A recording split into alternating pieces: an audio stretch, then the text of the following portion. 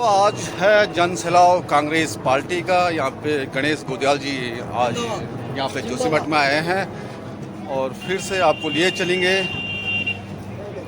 जन सैलाव में आप लोगों के लिए। मिलती राही को एक जुनून से दिल में जगाना पड़ता है। पूछा चिड़िया को घोंसला कैसे बनता है, बोली चिंतन का तिनका उठाना पड़ता है। तो हम सब लोगों ने नेता वही है जो अपने बूथ पे काम करे, अपने बूथ पे कांग्रेस पार्टी को जो आगे करेगा, दरअसल वही हमारा नेता है और गणेश गोदयाल जी को मजबूत करने का काम करना है। जय हिंद, जय कांग्रेस।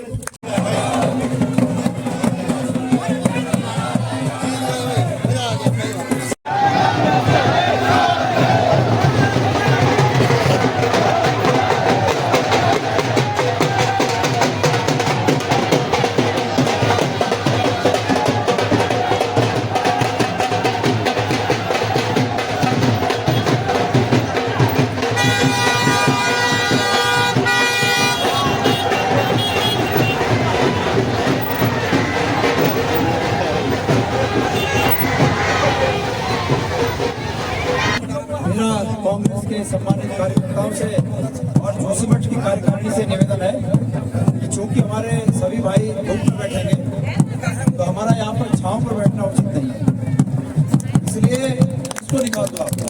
मैंने तो सोचा था कि मैं वहाँ से संबोधित करूंगा, लेकिन अब संभव नहीं है, इसलिए कृपया इसको ये ऊपर वाले को निकाल दो, ये अच्छा नहीं लगता। और हमारे बाकी भाई धूप में बैठेंगे, इसको भी निकाल। मेरा जोशीमठ गुजरानंद बहुगुणा जी से, मेहमानंद उनियाल जी से अनुरोध करूंगा कि आप मंच में आकर के स्वस्ति वाचन का कार्यक्रम शुरू करें। भद्रम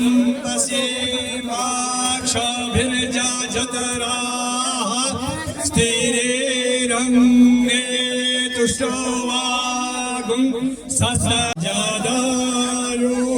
स्वस्ति न इंद्रो वृधस्रवाः स्वस्ति नः पूषा विश्ववेदाः स्वस्ति नस्तानो बृहस्पतिर्दधातु।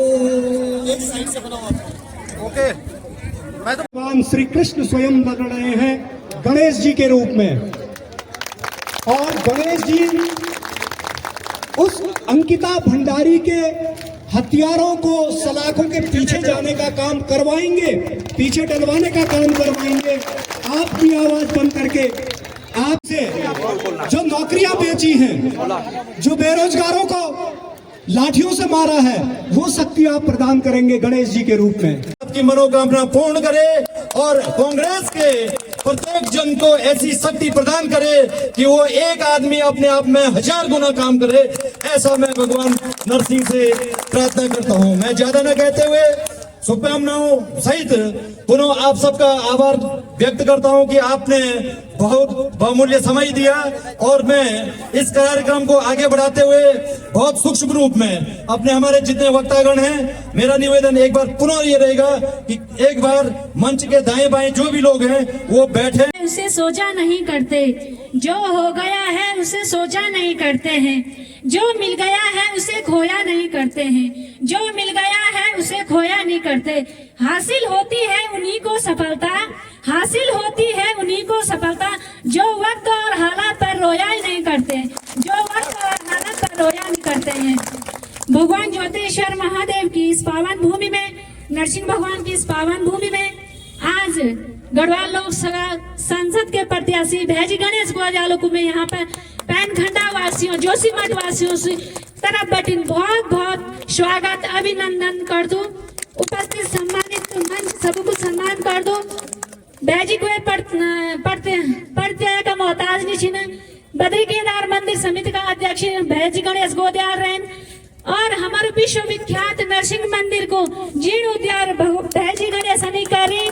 मैं अपील करता हूँ पूरी पैनखंडा जोशीमठ वासियों से कि भैजी गणेश गोदयाल था आपको आशीर्वाद जरूर दिया, कांग्रेस पार्टी तक मजबूत जरूर बनाया, क्योंकि सब लोग आखा दियो खड़ा छीने की 2 साल बैठी जोशीमठ में आप दवाई को तुम्हारा बीच में आई को नहीं आई, हम के की बुराई नहीं करना, लेकिन हम 2 साल बैठी जोशीमठ व्यापारी एक रुपया के लिए तरसना छीना, ते के बावजूद भी सरकार द्वारा दिन दहाड़े नालिका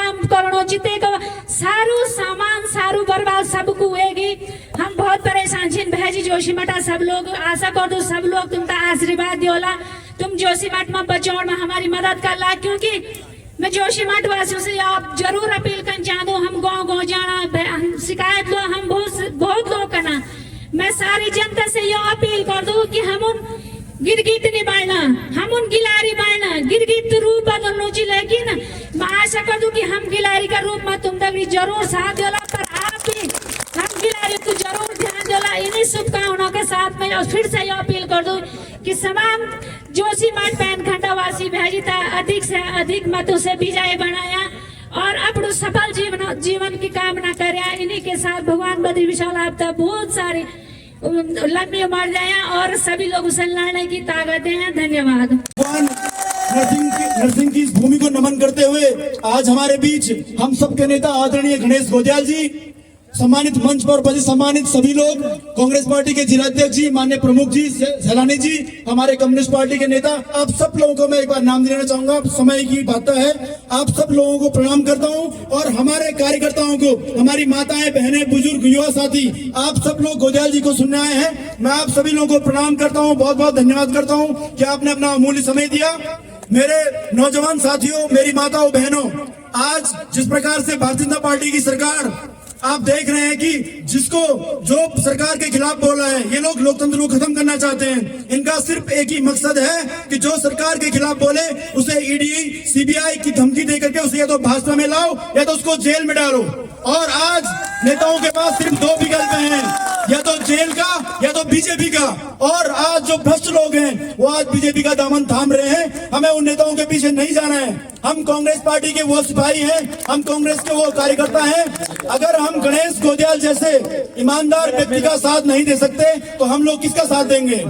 मेरे युवा साथियों से मैं कहना चाहता हूं कि आज जो अग्निवीर की स्कीम भारतीय जनता पार्टी की केंद्र सरकार लाई है, हम सब लोगों को जवाब देना है। मैं आप सब लोगों से बताना चाहता हूं, आज वो लोग कह रहे हैं अग्निवीर स्कीम अच्छी है। वो कौन लोग कह रहे हैं? जो खुद रिटायर्ड सूबेदार, मेजर ये लोग हैं। इन लोगों से पूछिए कि आप फौज में भर्ती हुए, आपके पीछे आपके परिवार सिक्योर हुआ, आपके बच्चे सिक्योर हुए, आपके नाती पोते सिक्योर हुए। लेकिन आज जो हमारा नौजवान 17 साल में आर्मी में भर्ती हो रहा है, क्या उसका भविष्य सिक्योर है? और अगर नहीं है तो हम सब लोगों ने, हमारे युवा साथियों ने कांग्रेस पार्टी का साथ देना है और गणेश गोदियाल जी के हाथों को मजबूत करने का काम करना है। हमारी माताएं बहनें यहाँ पे बड़ी संख्या में यहाँ पे मौजूद हैं। हम सब लोग को हमारी बहन अंकिता भंडारी का बदला लेना है। हमारी माताएं बहनों, लोग कहते हैं ना, जेबर बीतनी अपू दर्द सोए जान सकन। हम सब, आप लोग नहीं जान सकन अभी कि अंकिता भंडारी की माँ पे क्या बीत रही होगी, उस बहन अंकिता भंडारी की आत्मा क्या कह रही होगी। हमारी केंद्रीय मंत्री स्मृति ईरानी जी पौड़ी में आते हैं और जब उनसे पूछते हैं कि अंकिता भंडारी के हत्याकांड के मामले में आप क्या कहना चाहोगे, तो वो कहती है नो कमेंट्स। मैं आप सब लोगों से कहना चाहता हूं कि हमें कमेंट करना है, हमें कमेंट चाहिए। स्मृति ईरानी जी, 2013 में आपने संसद में ये बात कही थी कि अगर हमारी महिलाओं, हमारी बहन के साथ कोई दुष्कर्म होता है तो उसकी एक ही सजा है, फांसी। तो आज कहाँ गए वो आपकी बातें? हम माताओं, बहनों, बुजुर्ग, युवा साथियों को समझने की बात है कि भाजपा के लोगों की कथनी और करनी में बहुत अंतर है। इसलिए हम सब लोगों को समझना है। माननीय गोदियाल जी, आपकी जीत निश्चित है। हमारे जो कार्यकर्ताओं में जो जोश है, कुछ पंक्तियों के साथ इनकलाब जिंदाबाद।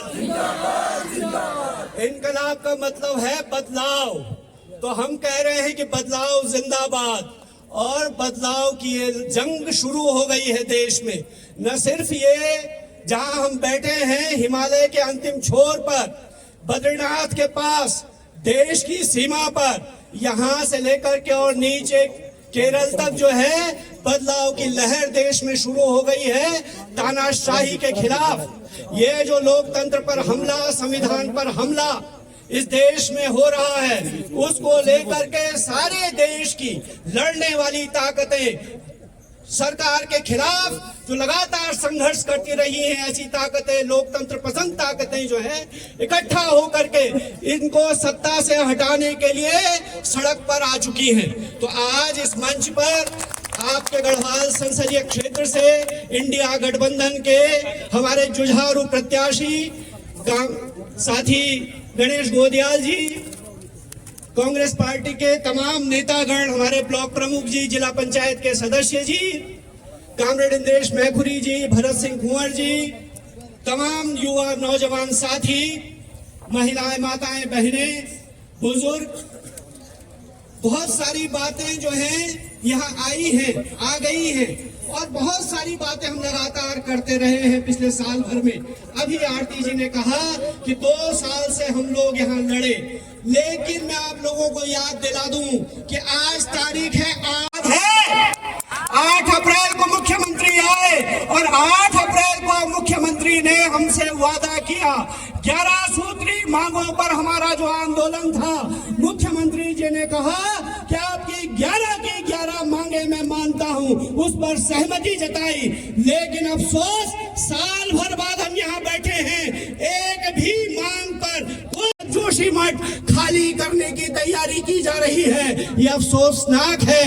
ये अफसोस की बात है कि साल भर बाद जोशीमठ कैसे बचेगा, इसका स्थायीकरण कैसे होगा, यहाँ निर्माण कैसे होगा, इसकी कोई सुध नहीं ली गई, कोई काम नहीं है। रोज आप अखबारों में पढ़ते हैं, इतना रुपया, उतना रुपया, इतना रुपया जारी हो गया, फलानी डीपीआर बन रही है, सिंचाई विभाग डीपीआर बना रहा है, आईआईटी रुड़की डीपीआर बना रहा है। वो डीपीआर आज तक नहीं बनी, उस डीपीआर का क्या हुआ कुछ पता नहीं। और ऐसे समय में उजड़े मकानों पर जिन घरों में दरारें आई, जिन घरों में वो लाल कट्टे का निशान लगा, आप लोगों ने देखा एक आदमी जो हमको कह रहा था ये चीन के एजेंट हैं, ये तो माओवादी हैं, सारे जोशीमठ के लोगों को कहा गया कि आप लोग कौन हो? चीन के एजेंट, माओवादी। वो आदमी क्या कर रहा था? कुछ दिन पहले आपने देखा जिन घरों में वो कट्टा लगा हुआ, लाल निशान, दरार, उनमें वो क्या लिख रहे थे? अब की बार 400 पार। दरार वाले घर में लिख रहे थे अब की बार 400 पार। हम कह रहे हैं बिल्कुल 400 पार। कैसा 400 पार?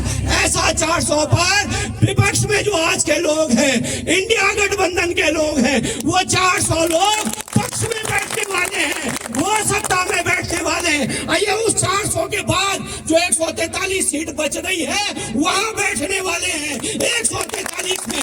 इसलिए बिल्कुल ठीक है, 400 के बाद इनका जोशीमठ का सवाल नहीं है। जोशीमठ तो प्रभावित है ही है। आप देखिए पगनों में क्या हो रहा है, आप देखिए गणाई में क्या हो रहा है।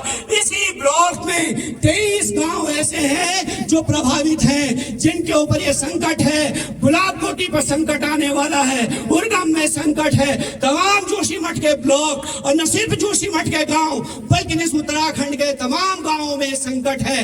और वो संकट को ये देखने वाले नहीं है। हम कह रहे हैं जब जोशीमठ में इतना बड़ा आंदोलन आप लोगों ने किया, इतना बड़ा संघर्ष आपने किया, क्या आपके संघर्ष की गूंज इस देश के कोने कोने में गई, दुनिया में गई। लेकिन तब जब ये हाल है तो जहां लड़ाई नहीं है, जहां संघर्ष नहीं है, वहां क्या होगा?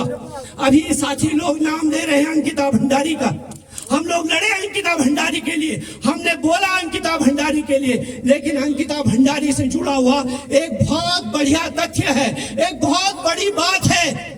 आप लोगों को याद होगा लॉकडाउन लगा हुआ था, सब पर लॉकडाउन था, कोई घर से बाहर निकल नहीं पा रहा था। मोदी जी ने कहा था लक्ष्मण रेखा है, इस लक्ष्मण रेखा को पार नहीं करना है, और हम सब घरों में बंद कर दिए गए। तब उस समय में उर्गम के लोगों ने एक आदमी को पकड़ा था, आपको याद होगा।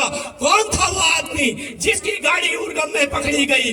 कौन था वो था पुलकित आर्य, विनोद आर्य का लड़का, जिसको उर्गम के लोगों ने बंदी बनाया, प्रशासन के हाथ दिया कि ये जो है हरिद्वार से देहरादून से चल करके लॉकडाउन पार करके कैसे उर्गम पहुंच गया, या अय्याशी करने के लिए कैसे यहाँ आ गया। उस पुलकित आर्य को उर्गम की जनता ने पुलिस के हवाले किया 2021-20 में। और वही पुलकित आर्य अगर उस दिन बंद हो जाता, उसको सजा मिल जाती, तो ये जो घटना हुई है ये घटना नहीं होती, ये जो उसने कांड किया ये कांड नहीं होता। लेकिन उस दिन वो अपने ऊंचे रसूख के कारण, अपनी ऊंची पहुंच के कारण छोड़ दिया गया, और तब अंकिता भंडारी की हत्या करने के लिए ऐसे गुंडे, ऐसे मवाली छुट्टा छोड़ दिए गए। और तब आज के दिन पर कल हम गोपेश्वर में कह रहे थे, हम संयुक्त प्रेस कॉन्फ्रेंस कर रहे थे और वहां हमने कहा कि लोग कह रहे हैं लोकतंत्र पर खतरा, लोकतंत्र पर खतरा। कौन सा खतरा आ गया है? तब हम आपसे कहना चाहते हैं, लोकतंत्र पर खतरा दिल्ली में नहीं है, देहरादून में नहीं है, हमारे घरों तक घुस गया है, हमारे घरों तक आ गया है। आप लोगों ने सुना होगा, सड़क नहीं तो वोट नहीं, ये नारा लगा रही थी महिलाएं यमकेश्वर में। जब ये जो प्रत्याशी हैं भाजपा के, जो दिल्ली से आए हैं, वो प्रत्याशी जब वहां वोट मांगने गए तो महिलाओं ने नारा लगाया कि हमारे यहाँ रोड नहीं है, हम आपको वोट नहीं देंगे। और पहले दिन उन्होंने ये नारा लगाया, पहले दिन उन्होंने ये कहा, और दूसरे दिन क्या हुआ? दूसरे दिन भाजपा के गुंडे, वहां का ब्लॉक अध्यक्ष, वहां के नेता उनके घर में घुस गए, उस लड़की के घर में चले गए और वहां उसको धमकाने लगे। वहां उन्होंने उसको धमकाया कि आपने जो कल ये नारा लगाया कि हम आपको वोट नहीं देंगे, आप माफी मांगिए। माफीनामा लिखा गया, उनका वीडियो बनाने की बात हुई। और वो लड़की कौन है?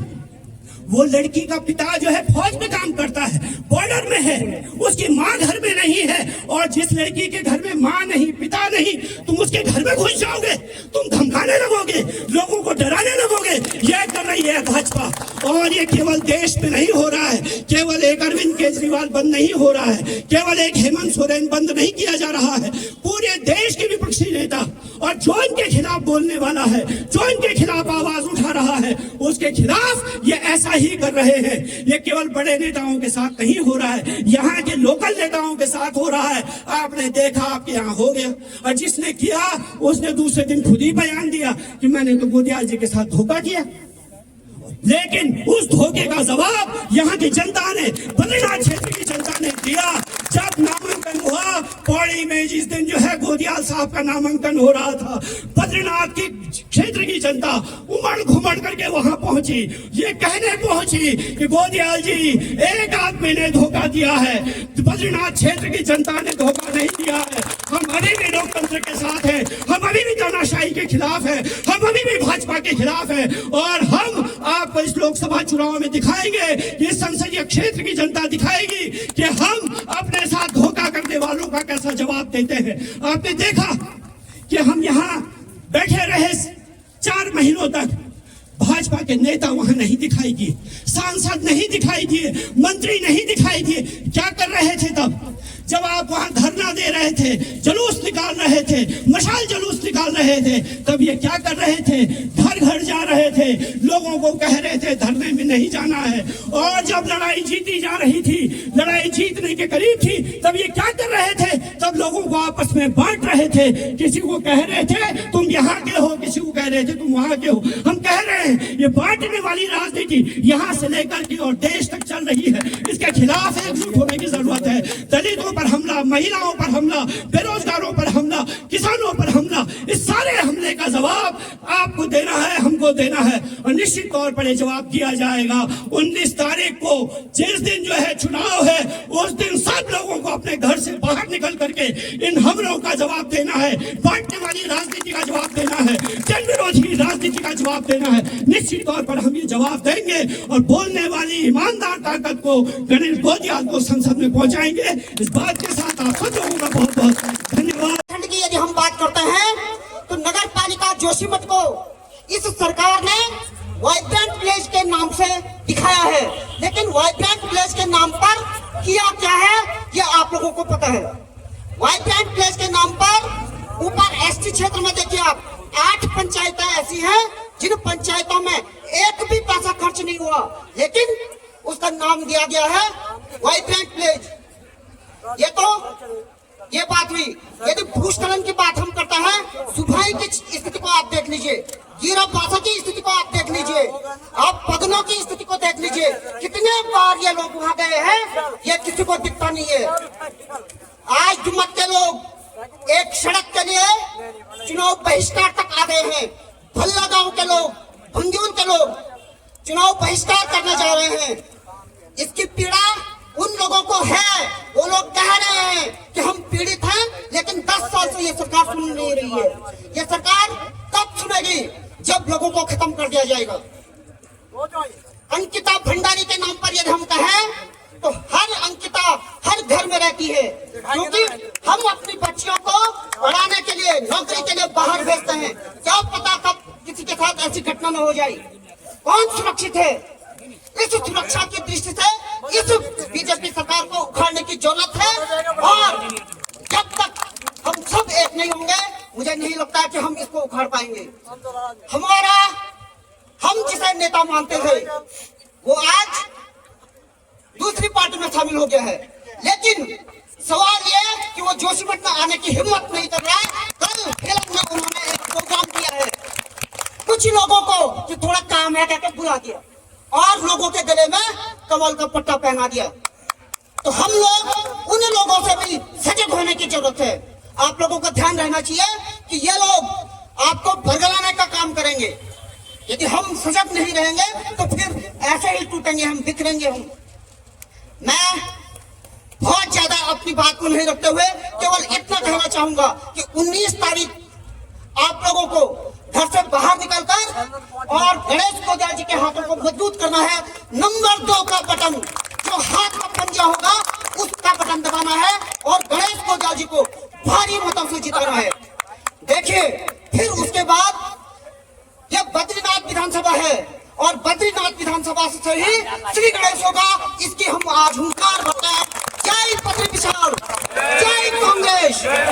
उपस्थित समस्त व्यापारी वर्ग, आप सभी उपस्थित सज्जनों को गणेश गोदियाल का सप्रेम नमस्कार। साथियों, मैं चुनाव प्रचार के लिए आया हूं और निश्चित रूप में चुनाव प्रचार के दौरान मैं अपने आधे घंटे के संबोधन में आप लोगों के चरणों में निवेदन करूंगा कि आप सब लोग मेरे संदेश वाहक के रूप में गांव-गांव, घर-घर तक जाएं और मुझे अपने आशीर्वाद के साथ साथ समस्त क्षेत्रीय जनता का आशीर्वाद दिलाएं। मैं इस निवेदन के साथ आपके पास हूं। उससे पहले मैं राजनीतिक विचार पर आऊं, मैं एक बात कहना चाहता हूं। एक बार गांधी जी के पास एक महिला अपने एक छोटे बच्चे को लेकर गई, 8-10 साल का बच्चा, और 8-10 साल के बच्चे को लेकर इस आशय के साथ गई कि बाबा, इसको मधुमेह की बीमारी है, शुगर की बीमारी है, लेकिन ये मीठा खाना नहीं छोड़ता, आप इसको कुछ दवा दो। गांधी जी ने कहा कि बहन तुम एक काम करना, बेटी तुम एक काम करना, तुम 15 दिन के बाद मेरे पास आना। तो महिला ने कहा कि ठीक है, हो सकता है आज इनके पास दवा ना हो, 15 दिन के बाद ये दवा दे देंगे। 15 दिन के बाद वो महिला अपने उस बच्चे को लेकर वहां पर आई। बोला बाबा आपने बोला था 15 दिन बाद आना, मैं आ गया। बोला ठीक है। गांधी जी ने उस बच्चे को अपने नजदीक किया, उसके सिर पर हाथ रखा और बोला बेटा, समझाया उसको कि भाई मीठा मत खाना, ये मीठा तुम्हारे जिंदगी के लिए हानिकारक है। इस मीठे के बिना तुम अच्छी जिंदगी जी सकते हो, लेकिन अगर ये मीठा तुमने खाया तो तुम्हारी जिंदगी खराब हो सकती है। और जो भी अपने शब्दों में उस बच्चे को समझाया और महिला को कहा कि बेटी अब तुम अपने बच्चे को लेकर जाओ। महिला थोड़ा नाराज हुई कि बाबा एक बात बताओ, अगर आपको इतना ही बोलना था तो आप 15 दिन पहले क्यों नहीं बोले उस दिन? हमने तो सोचा कि आप कुछ दवा देंगे। तो गांधी जी ने कहा कि मैं 15 दिन पहले अगर इस बात को कहता तो ये बात असर नहीं करती, लेकिन आज मैंने इस बात को कहा है तो ये बात असर करेगी। तो महिला ने कहा कि कैसे? उन्होंने कहा मैं स्वयं मीठे का इतना शौकीन हूं कि मैं बिना मीठे के रह नहीं सकता। मैं दिन भर में रात सुबह से लेकर शाम तक कई बार मिठाई खा जाता हूं, गुड़ खा जाता हूं, और अगर मैं गुड़ खाकर और मिठाई खाकर इसको उपदेश देता कि ये तुम मीठा मत खाना, तो वो उपदेश इसके ऊपर काम नहीं करता। इसलिए मैंने पिछले 15 दिनों से मीठा चखा भी नहीं है, और जब मैंने मीठा चखा नहीं है, मैंने ये तपस्या की है तो इस तपस्या के फलस्वरूप मेरे जो उपदेश हैं वो उपदेश इस बच्चे पर निश्चित रूप में काम करेंगे। ये मीठा नहीं खाएगा। तो व्यक्ति दूसरों को जो उपदेश दे उस उपदेश को स्वयं को भी उसे ग्रहण करना चाहिए। मैं यहाँ पर इस बात को इसलिए कह रहा हूँ कि सभा को शुरू होने से पहले मुझे ये पता था कि सभा 1.5-2 घंटे चलनी है और तुम घाम पर और मिल रहा छेल पर और मुझे बार बार कौन पढ़ना कि बैठ जा भूली बार बार कौन पढ़ना और भूली भी परेशान। तो वही चुरा इन करो भी कि मैं खुद अगर घाम में बैठो लो तो भूले चर मरने होना यहाँ से ठीक से बैठ और ऊपर से मछवागल भी छोड़े जरूर भी छेल कर बैठ गए। मेरे प्यारे साथियों, अब मैं राजनीतिक बात पर आता हूं। राजनीतिक विमर्श ये है कि मैं आज चुनाव में खड़ा हूं। भारत के लोकतंत्र में हमें यह अधिकार दिया गया है, भारत के संविधान ने हमें यह अधिकार दिया है कि अगर आप सरकार की बातों से सहमत न हो, सरकार की कार्य प्रणाली से सहमत न हो, सरकार के क्रियाकलाप से सहमत न हो, उनकी नीतियों से सहमत न हो, तो आप अपनी असहमति दर्ज कीजिए। और गणेश गोदियाल अपनी असहमति दर्ज करने के लिए आपके सम्मुख खड़ा है। इस सरकार के खिलाफ असहमति दर्ज करने के लिए आपके सम्मुख खड़ा है और आपके आशीर्वाद का आकांक्षी है। मेरे प्यारे भाइयों, असहमति किस बात की? असहमति इसलिए नहीं कि मैं कांग्रेस पार्टी का सदस्य हूं और सत्ता में बीजेपी की सरकार है, इसलिए असहमति नहीं। असहमति इसलिए नहीं कि मैं कांग्रेस पार्टी का कैंडिडेट हूं और सत्ता बीजेपी की है, इसलिए असहमति नहीं। असहमति इसलिए कि कांग्रेस पार्टी का सदस्य और कांग्रेस पार्टी का इंडिया गठबंधन का सदस्य होने से पहले मैं इस प्रदेश का नागरिक हूं, इस भारत माता का एक बेटा हूं, भारत का नागरिक हूं। और भारत का नागरिक होने के नाते मेरी पहली निष्ठा भारत के हमारी भारत भूमि से है, भारत देश से है, भारत में रहने वाले प्रत्येक व्यक्ति से है, इस राज्य में रहने वाले प्रत्येक व्यक्ति से हमारी पहली निष्ठा। तो मेरे प्यारे साथियों, हम पिछले 10 साल से ये देख रहे हैं कि हमारे लोगों को झांसा देकर, शब्दों का जाल बनाकर झूठ में फंसाया जा रहा है।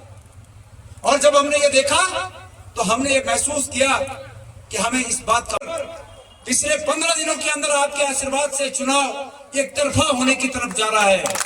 इस बात की चर्चा है सत्ता के खिलाफ और राज्य की सत्ता के खिलाफ उनके झूठ को बेनकाब करने का काम किया। वो झूठ क्या है?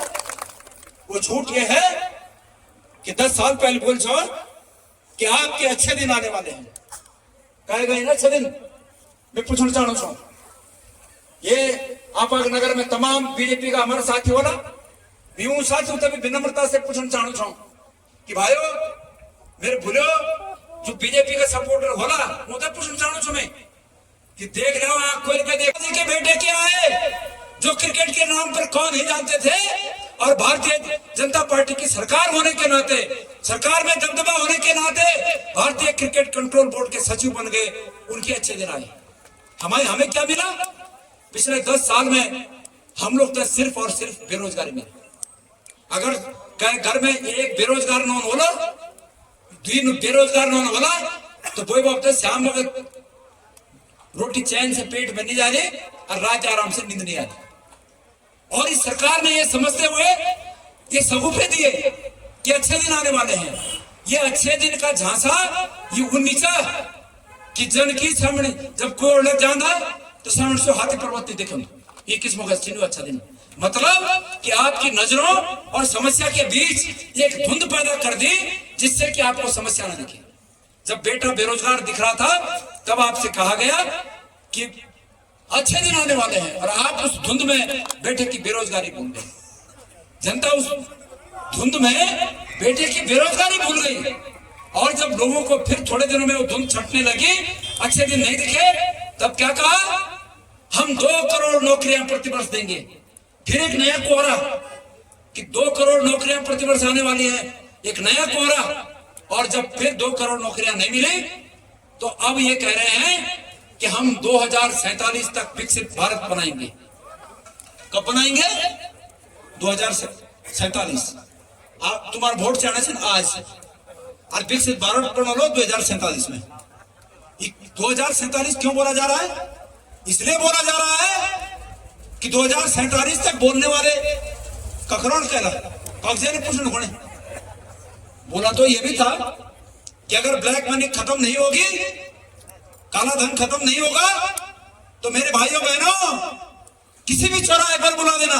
बोल छो नहीं बोल छो, यही बोला था ना कि अगर काला धन भारत में खत्म नहीं होगा नोटबंदी के बाद, मुझे 50 दिन का समय दीजिए, अगर काला धन खत्म नहीं होगा तो किसी भी चौराहे पर मुझे बुला देना। आज बतेरे लोग ढूंढ रहे हैं कि कहां पर आएंगे चौराहे पे, और उसको चौराहे पर तो 2047 में ढूंढ सकते कि कक्षवाद इन जेल को छो कि 2047 में पण विकसित भारत। असल में ये सब शब्द जाल है, और इन शब्द जालों में पिछले 10 साल से हमारे प्रदेश की जनता और इस पूरे देश की जनता जो ठगी जा रही है, हम इसके खिलाफ हैं। और इसके खिलाफ होने के कारण आज आपका ये भाई गणेश गोदियाल मुकाबला करने के लिए, इन झूठी ताकतों से मुकाबला करने के लिए, इन फरेबियों से मुकाबला करने के लिए मैं आपके आशीर्वाद से आपके सम्मुख आया हूं। मैं ये लोग नारा देते हैं, आजकल भी ये लाउड स्पीकर पर कहीं चला रहे थे, हमारे लोगों ने कंप्लेंट की, लाउड स्पीकर पर कह रहे थे कि धर्म खतरे में है। असल में सच्चाई ये है कि धर्म खतरे में नहीं है, रोजगार खतरे में है, आपकी संभावनाएं खतरे में हैं, और इनकी कुर्सी खतरे में है। सच्चाई ये है। हम सनातन धर्म पर विश्वास करते हैं ना, गीता पर विश्वास करते हो ना। मेरे जोशीमठ के, नीतिमाणा के हमारे तमाम भाइयों बहनों, हम सब गीता पर विश्वास करते हैं ना। गीता में भगवान कृष्ण ने क्या संकल्प और क्या हमें आश्वासन दिया है। यदा यदा हि धर्मस्य ग्लानिर्भवति भारत अभ्युत्थानम धर्मस्य तदात्मानं सृजाम्यहम्। इसका अर्थ क्या है? ये बीजेपी के लोग बचाएंगे धर्म? अरे भाई, हमें तो भगवान कृष्ण से यह आश्वासन मिला हुआ है कि जब धर्म की हानि होगी तो मैं अवतार लूंगा, हमें भगवान कृष्ण के भगवान कृष्ण के उस बात पर विश्वास है जो भगवान कृष्ण ने गीता में दिया। ये बीजेपी वाले बचाएंगे? सच में तो ये बात है कि धर्म खतरे में नहीं है, लेकिन जब जब इनको अपनी कुर्सी खतरे में दिखती है, ये धर्म को आगे कर देते हैं। धर्म क्या है? धर्म में तो हमारे सनातन धर्म में यह भी कहा गया है कि इयम निज परावेति गणनाम न चेतसाम विशाल हृदयानाम वसुधैव कुटुंबकम। सब हमारे एक हैं। जब हम हॉस्पिटल में जाते हैं तब ये पूछते हैं, हम बीमार होते हैं, जब बीमार होना तो पूछे था कि जो खून चढ़ने हम पर वो कह जाती कह धर्म पूछे था। जब जो शरीर में चढ़ खून धर्म नहीं पूछना, जात नहीं पूछना, तो आज वोटे तो यूं जो धर्म बढ़ गया। और कौन सा धर्म? ये राम मंदिर की बात करते हैं। राम मंदिर सबका है। एक बात बता दो, ये तो उस पर कब्जा करने की कोशिश कर रहे हैं। हम सब लोग ने राम मंदिर का इतिहास हम सबको पता है। राजीव गांधी ने वहां ताले खुलवाए, प्रधानमंत्री होते हुए वहां पूजा करवाई, उसके बाद मंदिर का शिलान्यास किया। और ये जो जाली आज दिल्ली की सत्ता में बैठे हुए हैं, इनके राजनीतिक पूर्वजों ने साजिश करके इस केस को सुप्रीम कोर्ट तक ले गए, और उस केस का फैसला होने में 25-27 साल लगे। और आज अच्छी बात है कि सुप्रीम कोर्ट से फैसला होने के बाद हमारे और आप सबके सहयोग से आज भव्य राम मंदिर बना। हमें खुशी है इस बात की। लेकिन मेरे प्यारे भाइयों, ये मंदिर बनने के बाद भी उस पर कब्जा करने की कोशिश कर रहे हैं। और मैं एक बात पूछना चाहता हूं, हमें भारतीय जनता पार्टी धर्म न सिखाए, भारतीय जनता पार्टी हमें राम भक्ति न सिखाए। हम इनसे बड़े राम भक्त हैं। ये गणेश गोदियाल को तो कम से कम चुनौती न दें। गणेश गोदियाल अपनी जिंदगी में 14 साल राम ने रखी लेना, मैं तो नहीं सिखाऊं वो। मैं अपने टाइम को अपने इलाका में हीरो छो लक्ष्मण पाठ करना, हीरो बुकिंग रही तो मैं तो नहीं सिखाऊं भक्ति। कि अगर नरसिंह मंदिर बनाने में मेरी सेवा करे तो ये बात बख्यान कर नहीं हो। लेकिन आज बोल पड़ू जा ना राम मंदिर में असल में कोई रोल नहीं चूंगो। लेकिन बार बार जब ये बात बना चले कमल राम मंदिर बनाया तो ये छोटा सा आदमी गणेश गोदियाल तक कौन चाणू चाहिए भाई तक मुझे नरसिंह मंदिर बनाए तो बिल्कुल मैं सेवा देना। मैं आज इस मंच से धन्यवाद देना चाहता हूँ देव पूजा समिति को। उन्होंने गणेश गोदियाल पर उस समय विश्वास किया और मंदिर को नहीं छेड़ने दे रहे थे उससे पहले सब लोग, आपको याद होगा। हमें पूरा भरोसा है। 2013 में आपदा आ गई, ये वो कि पैसा कहां से आएगा, अरे भाई मैंने कहा चिंता मत करो, अगर गणेश गोदियाल ने संकल्प ले रखा है कि इस मंदिर को बनाना है तो पैसा लाएंगे हम। आज मंदिर समिति का पैसा सरकार को जा रहा है, 10 करोड़ रुपया मंदिर समिति से वर्तमान अध्यक्ष जी ने मुख्यमंत्री के बोलने पर सरकार को दे दिया किसी काम के लिए। और ये एक अध्यक्ष वो था गणेश गोदियाल जो सरकार से लाता था पैसा कि भाई ये मंदिर समिति का मंदिर बनना है, तनख्वाह देनी है। जितने मंदिर समिति के हमारे कर्मचारी थे, मैंने जो कुछ हो सका, होंगे यहाँ अगल बगल आसपास होंगे, जितना हो सका उनके कल्याण के लिए काम किया। और आज ये लोग धर्म की बात करते हैं, क्या धर्म? केदारनाथ में सोना, आपने सुना केदारनाथ का सोना क्या हुआ? केदारनाथ का सोना पीतल हो गया। केदारनाथ का सोना कैसे पीतल हो गया? इसलिए पीतल हुआ कि केदारनाथ में आज जो लोग उस सोने की रखवाली करने की बात, जिनको जिम्मा था, दिवाली खा गई, वो रक्षक ही भक्षक बन गए, इसलिए केदारनाथ का सोना पीतल हो गया। यहाँ पर कितने लोग ऐसे हैं जिन्होंने केदारनाथ के सोने का घपला सुना होगा? कितने लोग हैं? हमारी मातृशक्ति उसमें पीछे है। मेरे भूलो, मेरे दीदियों, केदारनाथ में इन्होंने कि जब भी गणेश गोदियाल अध्यक्ष हो ना, मीदा यो कायदमन बोले कि भाई हम केदारनाथ में 500 किलो सोना देना चाहना चाहतान। मेरे बोले भगवान मी भी जो इतिहास में नो लिखा दो कि केदारनाथ में मेरे द्वारा 500 किलो सोना है। मेरे बोले लो, तो जब लिहाने बात आया तो मिल तो समझे कि 500 किलो वजन करके दो डॉल और सोना का और उन डॉल वजन हो मिलती नहीं समझे। निर्मित दे बदना इनकर जाना मिल कनका जाना कि दीवार ऊपर लगाना। तो वो जो एक्ट चाहे मंदिर समिति एक्ट, वो मैं ये लेखी ऊंचे कि जो दानदाता जय रूप में देना चाहो हम तो वह रूप में स्वीकार कर दो। निर्मित चलो ठीक भाई तू दीवार ऊपर लगो, पर एक वजन कनका बोना वही बोले कि वजन मतलब क्या है? मेरे को भाग तो रस इच्छा नहीं ना, पर हाँ तो मेरे जब तो रस इच्छा नहीं चाहे तो मैं भी तो जवाबदार पद पर बैठे छो। 500 किलो मतलब 500 किलो वही बोले कि नहीं जाना माना मिल 500 किलो तो बैठ रसी देना ही और मेरे 100 किलो देना ही, तो तुम्हारे क्या गया? मेरे भाई नहीं होना 500 किलो मतलब 500 किलो। एक बार अगर गणेश गोदियाल मंदिर समिति की तरफ रसी दे लो कि 500 किलो सोना गया तो वो मेरी जवाबदारी है कि वो 500 किलो ही होना चाहिए। फिर वे मिलते पटवाने की कोशिश करे। अरे तो भी तो चुनाव लड़ दे बोले, मेरे पर भी चुनाव लड़ दो, मेरे हैसियत बोलते लड़ो लो, नहीं बोले हैसियत नहीं लड़ो, तू ये बात छोड़ दे कि 500 किलो जाना कि नहीं जाना। एक मिनट वो एक बात तय भगवान बोले, वे भगवान मिलवे में एक शर्त रखे। उसने कहा कि हम तांबे की सीट पर सोने की पॉलिश चढ़ाएंगे।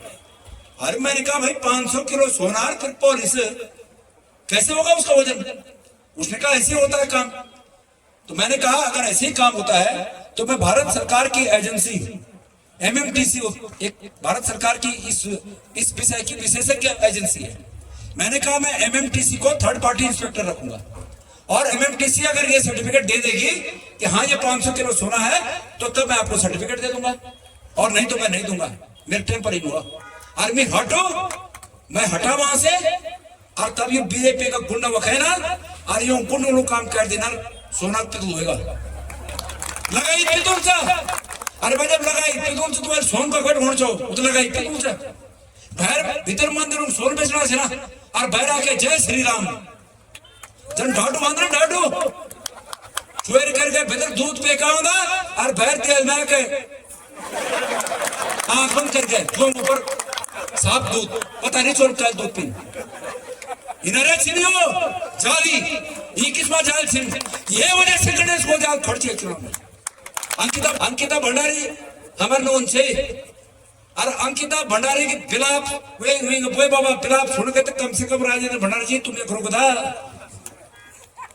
वे अंकिता भंडारी का वे बाबा का बिलाप सुनते हुए भी तुम पलते फाल मार देना तो तुम कहना भंडारी।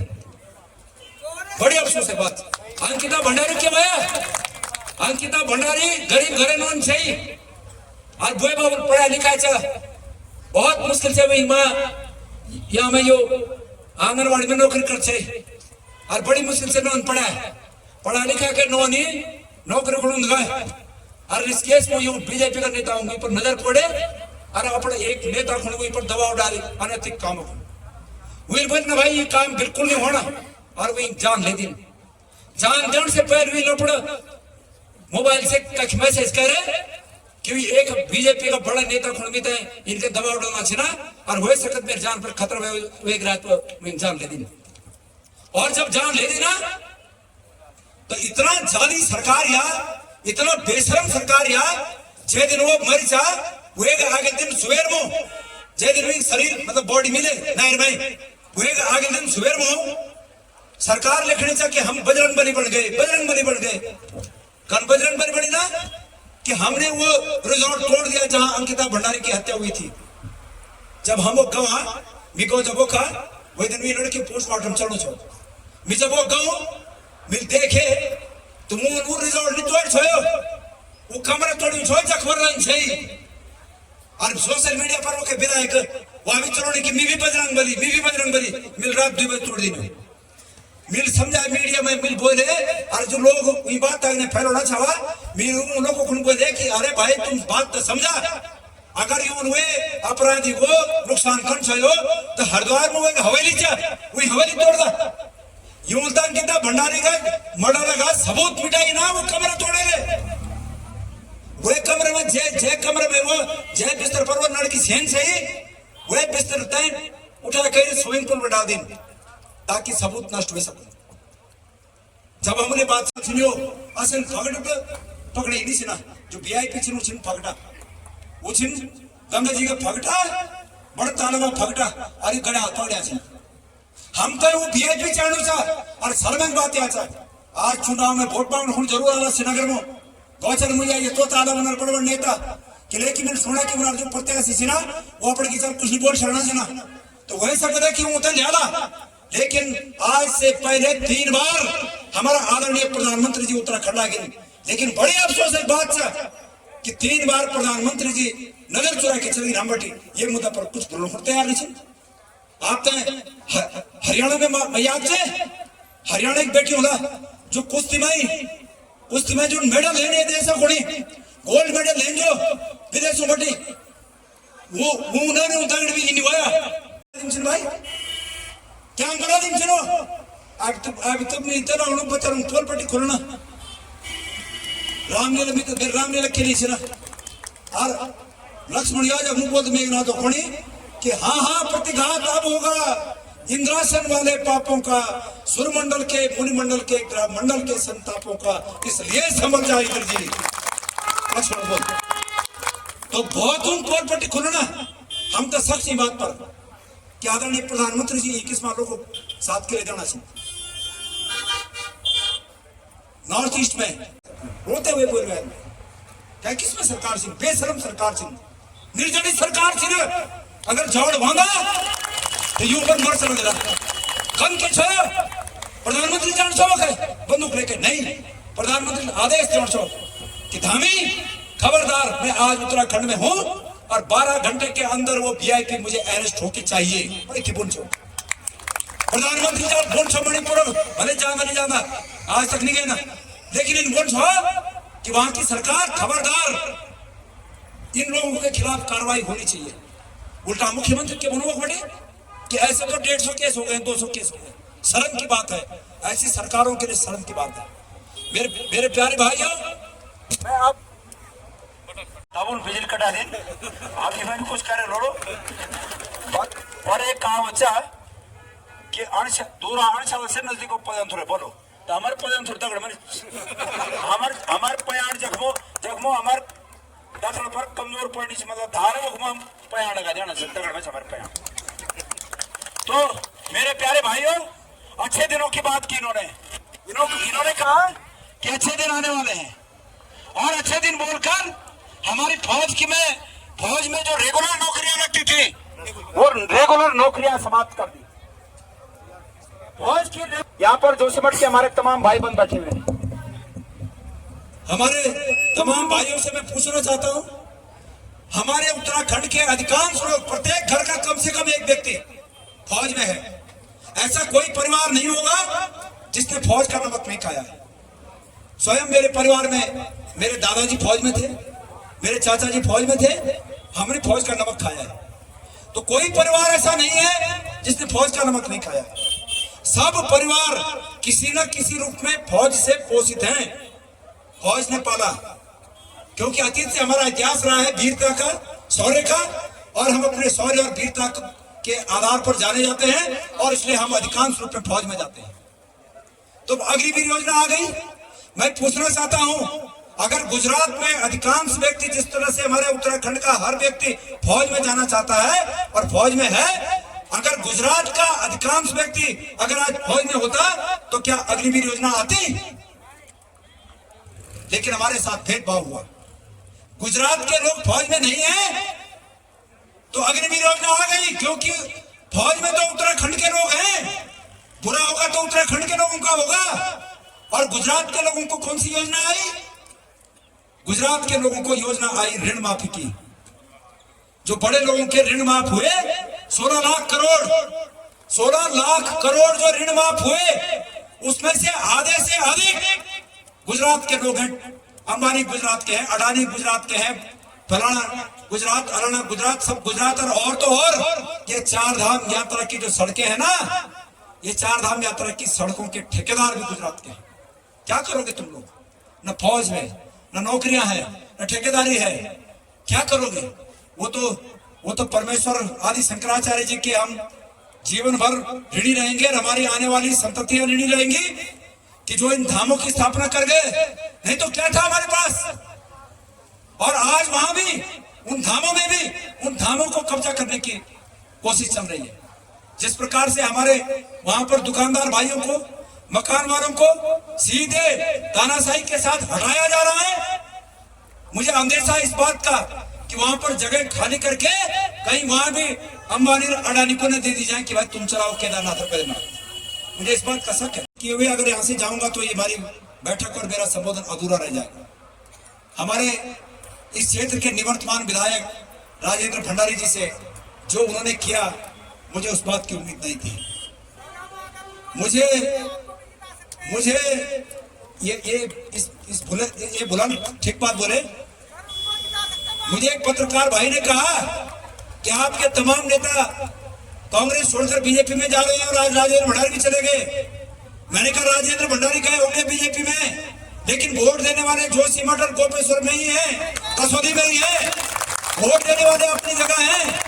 और मेरे प्यारे भाइयों, ऐसा नहीं है। ये जो बेईमान नहीं बनना चाहता है उसको डराने का काम कर रही है।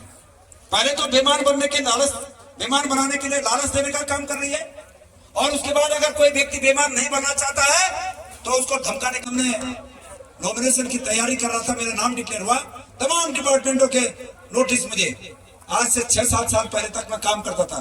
मैंने काम इसलिए बंद किया कि 2018 के बाद मैं 2018 तक रजिस्टर्ड कॉन्ट्रैक्टर था ए ग्रेड का CPWD में, लेकिन 2018 तक 2016 में जब सरकार तोड़ने का इन्होंने प्रयास किया और मैं नहीं माना इनकी बात, तो 2016 से 18 तक इन्होंने मुझे बहुत परेशान किया कामों पर, जांच। और 2018 में मैंने काम बंद कर दिया, नहीं करना है काम, चलो हटो। 2018 के पहले के मामलों में अब नोटिस जारी दे रहे हैं। गणेश गोदियाल ने बिल्कुल कोई गलत नहीं किया, इसलिए गणेश गोदियाल इनके तमाम धमकियों से बार बराबर नहीं डरता। मैं इनकी धमकियों को ठोकर पे रखता हूं, ठोकर पे। और इन पे अगर हिम्मत है तो गणेश गोदियाल का बार करके दिखा ले। कल मेरे शैक्षणिक योग्यता पर सवाल कर रहा है उनका एक व्यक्ति, अरे भाई तुम्हारी पुलिस है, पुलिस तुम्हारी है, जांच एजेंसी तुम्हारी है, CBI तुम्हारी है, तुम करो ना गणेश गोदियाल की जो डिग्री है उसको फर्जी साबित करो ना तुम, कोई रोका किसी ने? लेकिन प्रेस कॉन्फ्रेंस करके एक संदेहास्पद बादल बनाने की कोशिश की जा रही है। मैं गणेश गोदियाल नहीं डरता। गणेश गोदियाल ने कभी जिंदगी में शॉर्टकट रास्ता नहीं अपनाया। अगर हाथी पर्वत पर चढ़ना होगा, मैंने मन में ठाना होगा कि मुझे हाथी पर्वत पर चढ़ना है, तो हाथी पर्वत पर चढ़ने के लिए वो कठिन पड़े गणेश गोदियाल इनका मैं सो काल काटे, शॉर्टकट कभी नहीं करे। तो मुझे कोई डर नहीं है इनका। और जब मैं नहीं डरा तो तब लालच देने लगे। लेकिन मैं बताना चाहता हूं जोशीमठ की हमारी महान जनता को कि इनकी तिजोरी में वो दौलत नहीं है जो गणेश गोदियाल को खरीद सके। हम उस परिवार से यहां तक आए हैं, जय सुबेर खाओ तो शाम ने खाया, शाम खा तो सुबेर ने खाया।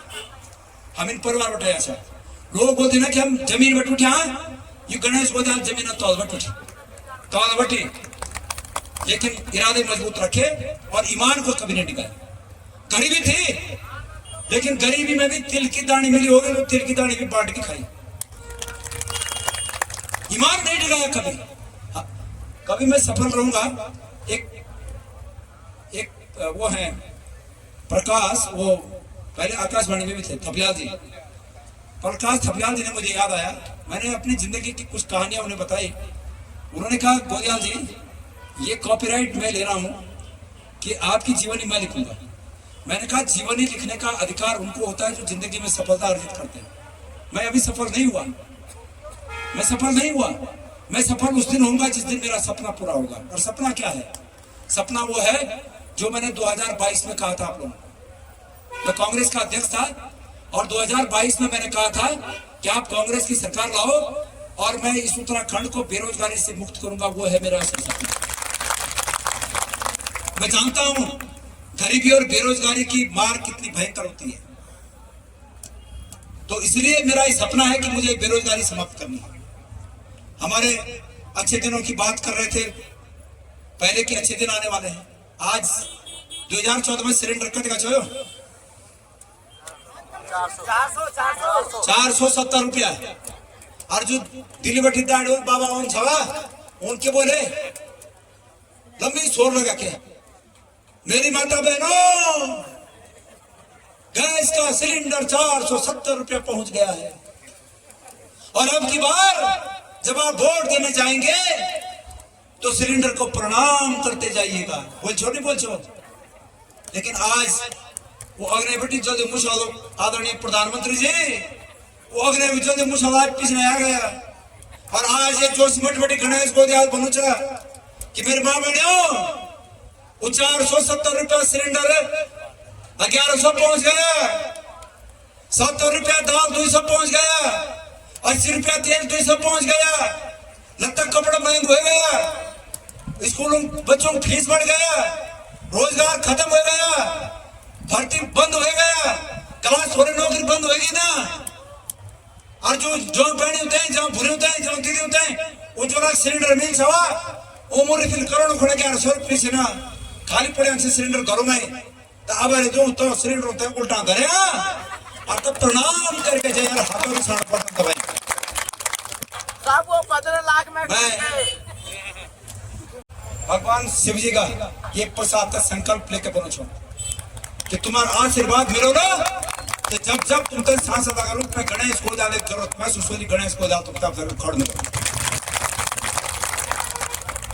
हम कौन कटा सकता लेकिन ये रूप में स्थापित नहीं हो सकता कि गणेश को ज्यादा पीठ दिखा हमारी किस्म प्रकृति अरे परमेश्वर आशीर्वाद से मिलते भंडारी जी जो कुछ कह रहे बीते 2 दिन तक बहुत दुख हो भंडारी जी आगे दिन के बोला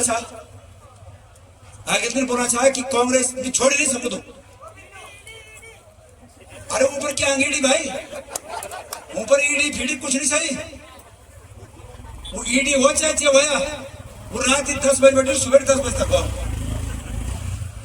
शाम वक्त तक हमने छवा ठीक ठाक छवा और चुनाव संचालन समिति का अध्यक्ष बनाने जो मैं उधर तैयार है पर उन खबर नहीं लगने जा मैं बगल में बैठ गई कि उन्हें मन में किचड़ और फटाफट उन पहुंचना और रात 10 बजे बैठी सुबह 10 बजे तक तो टीवी में देखा कि भारतीय जनता पार्टी बहुत अच्छी है और बहुत अच्छा विकास हो रहा है बिहार शाम तक विकास नहीं होना छो और आप सुबह विकास हो रहा रात ही विकास हो अच्छा वो विकास चाणो खड़ में रहा तेसर दिन मतलब जय जनों शामिल भी ना मैं 1-2 दिन भी तो फोन कर पर फोन नहीं उठाऊँ मैं 2 बार उन फोन करे और बिल्कुल फोन नहीं उठाए पहले उठा दिया था पर अब नहीं उठाए अरबी तो बात याद आया कि जब भगवान कृष्ण मोह सुदामा गया तो धोती पट्टी सिलटी दुपट्टी पाए उपाहन की नहीं सामा दरिद्र गरीब बेसहारा छो कि मैं भंडारी जी को फोन करना छोड़ भंडारी जी फोन उठाना चाहिए अपने शब्दों में उन बोले और आज पहली बार में ये बात तो खुलासा करना छोड़ मिल कर नहीं सकता भी उन जब भी बोला अपने बुखर बोले उन्होंने अपने बुखर बोले कि कांग्रेस सरकार में अगर मंत्री बनो तो गणेश गोदावल बनो उन्होंने अपने मुखर बोले बात अरे बात सच वही टाइम पर पार्टी में मंत्री बनानी चाहिए पार्टी के दिल्ली का हमारा जो हाईकमान है वो तो इन छो कि एक प्रभावशाली नेता पार्टी में मजबूत करे जो और वह मंत्री बनाए जो। लेकिन मेरे भंडारी जी का कॉल करार से कब कॉल करार से जब उत्तराखंड में सरकार टूटे और बता लोग बताए चलेगी ना ऊपर एक कॉल करार से मेरी कि मैं बोल तुम तब मंत्री तुम उतर जाए और जब सरकार बच गया तो पार्टी में तो बोलो से मंत्री। लेकिन बिल्कुल नहीं मीना भंडारी जी मंत्री बोलो भंडारी जी मंत्री बना के रखे और बीता ये उम्मीद भी है इन करो ये चुनाव में खड़ो में उतर बोलो छो तुम खड़ो हम तुम तो साथ बोलो कि लेकिन बीता मीमो की संसाधन नहीं चाहते कि मैं चुनाव लड़ सो मीमो इतने रुपये नहीं चाहते मेरे पता है तुम लोग तो कि 2018 बटे मिल काम बंद करें 3 बच्चा चाहिए तो 3 बच्चों ब्यो करें मेरे हैसियत नहीं चाहिए कि मैं चुनाव लड़ सो। लेकिन भंडारी जी में बोले कि हम हैं तुम्हारे साथ तुम खड़े हो बीतक कतल खाना में भीतर कह आप भूल गए। लेकिन कोई बात नहीं चल गणेश गोजाल मिल बोल ना लोग जमीन पर टूटे में जमीन तौल पर टूटे छो और जो आदमी जमीन तौल पर टूटे बोलो जेल सोना में धंधा लगाए बोलो रोड़ी आजकल कोल बुतरण हॉल लगाए बोलो पानी कंटर अपने 15 बजे उकाल पर अपने घर ले जाए बोलो वो कतल खाना में जानो खोन भी तैयार सर गर्दन कटवानो खोन भी तैयार सर। अब ये तुम्हारे हाथ पर कि तुम क्या करना तुम 2 लोग छे एक मिछो और एक बीजेपी प्रत्याशी जोशीमठ में आपदा आया रैणी में आपदा आया जोशीमठ में आपदा आया ये पूरा जोशीमठ ही भयभीत हुए दिन बैठे रैणी में आपदा आया 206 लोग मरे सितौल चमोली में करंट लगने से 70 लोग मरे जो बीजेपी का आज कैंडिडेट सिंह देखे ना देखे सिंह की कल देख सिंह का भी उनके छाओ टाइम पर सांसद छाओ उत्तराखंड में सांसद छाओ कब देखे ना और आज बड़ा रोज करना चाहिए कि लोग देखो भैरव बना चाहिए अरे भाई लोग तो यहाँ भैरव बना चाहिए तुम खड़े कि तुम कब देखे ही नहीं चाहिए अगर तुम भीड़ पड़ पड़ा तुम परेशानी होने पड़ा तुम विपत्ति होने पड़ा अगर लोगों साथ में ना होगा तो तुम खड़ो को भैरव के लिए बोल सो लेकिन कहीं नहीं देखेंगे। और आज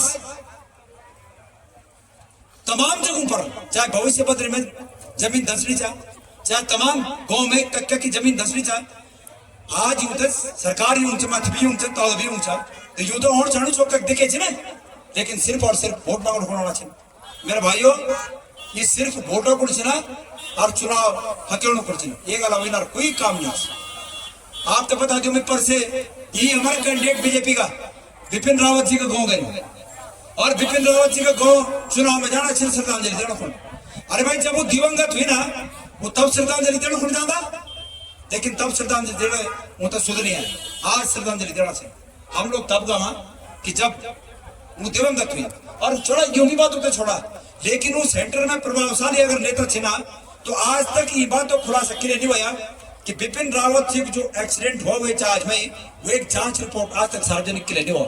हम इन कुछ चाहना चाहेंगे हम तो वहां भी साजिश करते रहो कुछ ना कुछ बात तो छेचा कि इतना विश्वसनीय जहाज दिन दोपहर को बिना बादलों को बिना बरखा को अचानक मारपीट कटकर पिका यहाँ में भी कोई बात और अगर नीचा तो वो एक जांच रिपोर्ट सार्वजनिक करेंगे पर आज तक कोई जांच रिपोर्ट सार्वजनिक नहीं करना चाहिए। तो मेरे भाइयों अब मैं अपने भाषण का समाप्त करना चाहूंगा।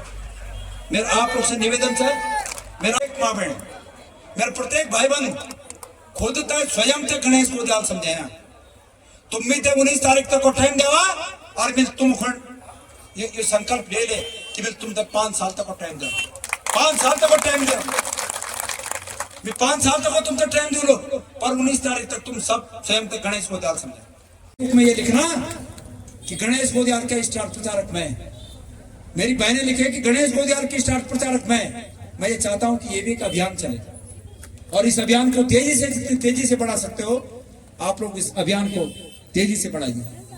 तो बहुत अधिक न कहते हुए मैं आप सब लोगों का इस रूप में धन्यवाद ज्ञापित करना चाहता हूं कि भाई जिता दोगे तो ये गणेश गोजाल एक मजबूत वकील की तरह आपकी पैरवी भारत की संसद में करें। गणेश गोजाल आप सबके आशीर्वाद से इतनी ताकत गणेश गोजाल में आ जाएगी कि गणेश गोदियाल सरकार की आंखों में आंखें मिलाकर इस बात को कहेगा कि हमारी फौज की भर्तियां दोबारा खुलाई जाएं। हमारे नेता राहुल गांधी ने ऐलान कर रखा है, हमारी सरकार बनेगी तो हम फौज में रेगुलर भर्तियां चालू कराएंगे, अग्निवीर योजना बंद कर देंगे। अग्निवीर में जो हमारे भाई गए हैं सेवा करने के लिए, उनको भी परमानेंट कर देंगे। हमने कहा है कि इस देश में 30 लाख नौकरियां खाली हैं, पद खाली हैं, हम उनको 1 साल के अंदर भरेंगे। हमने कहा है कि हम ऐसा मैकेनिज्म तैयार करेंगे कि नौकरियों के जो सिलेक्शन बोर्डों के पेपर आउट होकर लीक होकर युवाओं के भविष्य के साथ खिलवाड़ हो रहा है, हम उस पर असरकारक बनाकर वो लीक होने से उसको बचाएंगे।